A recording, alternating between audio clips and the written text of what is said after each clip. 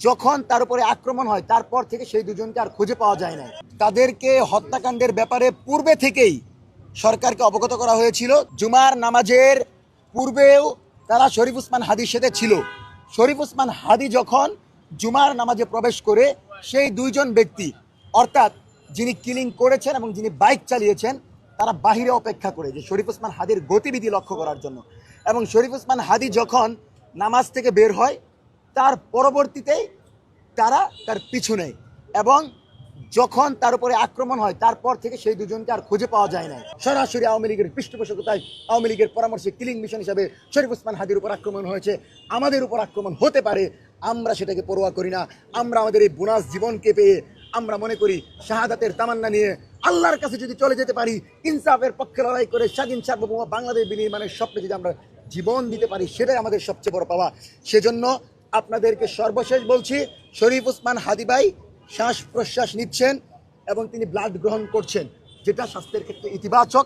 আমরা আশাবাদী অতি দ্রুত উন্নত চিকিৎসার জন্য হয়তো তাকে ভালো কোনো জায়গায় নেওয়া হবে অথবা তার চিকিৎসার মাধ্যমে তিনি আমাদের মাঝে ফিরে আসবেন খুব দ্রুত সময়ের ভিতর। সেজন্য আমরা আশাবাদী, কিন্তু শঙ্কা রয়েছে। সেই জন্য দেশের আপামর ছাত্র জনতাকে নিয়ে একটি কথাই বলি, দোয়া করেন, আল্লাহর কাছে চান, আরশের মালিক যদি চাই ইনশাল্লাহ জুলাইয়ের পুত্র জুলাইয়ের বীর শরীফ ওসমান হাদি আমাদের ভিতর ফিরে আসবে।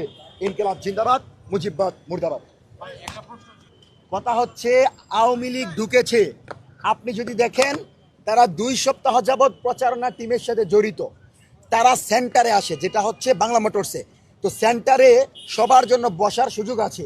তারা সেখানে আসে এবং তাদেরকে যখন মাস্ক খুলতে বলা হয় তিনি বলে তার প্রবলেম আছে।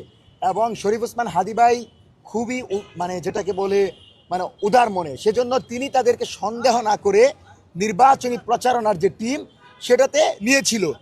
এবং জুমার নামাজে মানে ওই দিনের ঘটনা যদি বলি, জুমার নামাজের পূর্বেও তারা শরীফ ওসমান হাদির সাথে ছিল। শরীফ ওসমান হাদি যখন জুমার নামাজে প্রবেশ করে সেই দুইজন ব্যক্তি অর্থাৎ যিনি কিলিং করেছেন এবং যিনি বাইক চালিয়েছেন তারা বাহিরে অপেক্ষা করে যে শরীফ ওসমান হাদির গতিবিধি লক্ষ্য করার জন্য। এবং শরীফ ওসমান হাদি যখন নামাজ থেকে বের হয় তার পরবর্তীতেই তারা তার পিছু নেয় এবং যখন তার উপরে আক্রমণ হয় তারপর থেকে সেই দুজনকে আর খুঁজে পাওয়া যায় না। এবং স্পষ্টত বলে দিচ্ছি, তারা তার টিমে ঢুকেছিল, নির্বাচনী সংযোগে অংশগ্রহণ করেছিল এবং তাদের পরিচয় তারা ছাত্রলীগ। এখানে গুপ্ত সুপ্ত কোনো চাঁদাবাজ এইসব কথাই যাদেরকে বোঝা হয় তারা কেউ জড়িত ছিল না। সরাসরি আদাবর থানার ছাত্রলীগের যেই নেতা সে ফয়সাল, সে জড়িত ছিল এবং তার সাথে যে ছিল সেই তথ্যগুলো ইতিমধ্যেই ফরেন্সিক করা হয়েছে মেবি, এবং প্রশাসন জানিয়েছে, যেটা প্রশাসনের পক্ষ থেকে আপনারা পাবেন।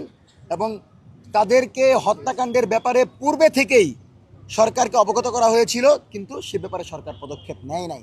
সেজন্য ইন্টারিম কোনোভাবেই এই দায় এড়াতে পারে না। ইন্টারিম এখানে জবাবদিহিতা আওতাভুক্ত, তাদেরকে জবাবদিহি করতে হবে। এবং আপনারা অবগত আছেন যে আওয়ামী লীগ এই কিলিং মিশনের অংশ হিসেবে শুধু শরীফ ওসমান হাদিকে নয়, তারপরেও আরও ভাইদেরকে, জুলাইয়ের শক্তিগুলোকে ধ্বংস করার জন্য, তাদেরকে বাংলাদেশ থেকে কথা বলা বন্ধ করার জন্য তারা কিলিং মিশনের ধারাবাহিকতা অব্যাহত রাখবে বলে আমরা জানতে পেরেছি। সেজন্য আমরা নিরাপত্তাহীনতায় ভুগছি। আমরা রাষ্ট্রের কাছে নিরাপত্তা চাই।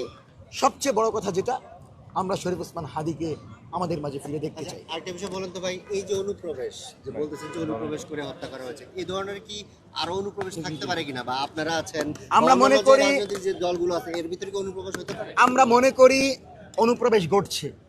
এবং আমরা যখন প্রোগ্রামগুলো করি আমার মনে হয় আপনাদের পদক্ষেপ কি হবে? আমরা যখন প্রোগ্রামগুলো করি বহু মানুষ পিছন থেকে আসে। আসলে এদের ব্যাপারে আমাদেরকে সতর্ক থাকতে হবে, যেই কাউকে আপন ভাবার নাই। এবং একটা ব্যাপার, জুলাই যোদ্ধা কোনো পরিচয় হতে পারে না। আপনাকে বলতে হবে যে আমি এই কাজটা করেছি, এই সংগঠনে আওতাভুক্ত। জুলাই যোদ্ধা পরিচয়ে অনেকেই ঢুকে যাচ্ছে বিভিন্ন সংগঠনে, তারপর তারা এই সকল অকারেজ ঘটাচ্ছে।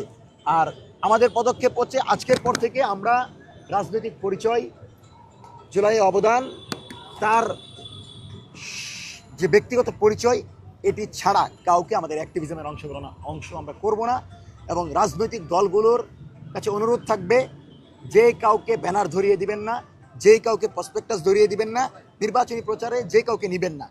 কারণ সেই যদি আপনার ব্যানার পোস্টার হাতে নিয়ে ভুল করে, তাহলে কিন্তু আপনার দলের, আপনার মতের, আপনার অ্যাক্টিভিজমের উপর প্রশ্ন উঠবে। সেজন্য পরিচয় এবং তার রাজনৈতিক ব্যাকগ্রাউন্ড এবং তার জুলাইয়ের যে অংশগ্রহণ, সেটি সম্পূর্ণ প্রমাণ ছাড়া আমরা কাউকে আমাদের সঙ্গী মনে করতে পারছি না। এবং আপনারা যতটুকু জানেন, আমরা নিরাপত্তাহীনতায় ভুগছি। আমরা রাষ্ট্রের কাছে নিরাপত্তা চাই। জুলাই রক্ষায় আমরা মাঠে থাকবো। ধন্যবাদ সবাইকে। আমার নাম হচ্ছে ফাহিম ফারুকী, আহ্বায়ক মঞ্চ 24।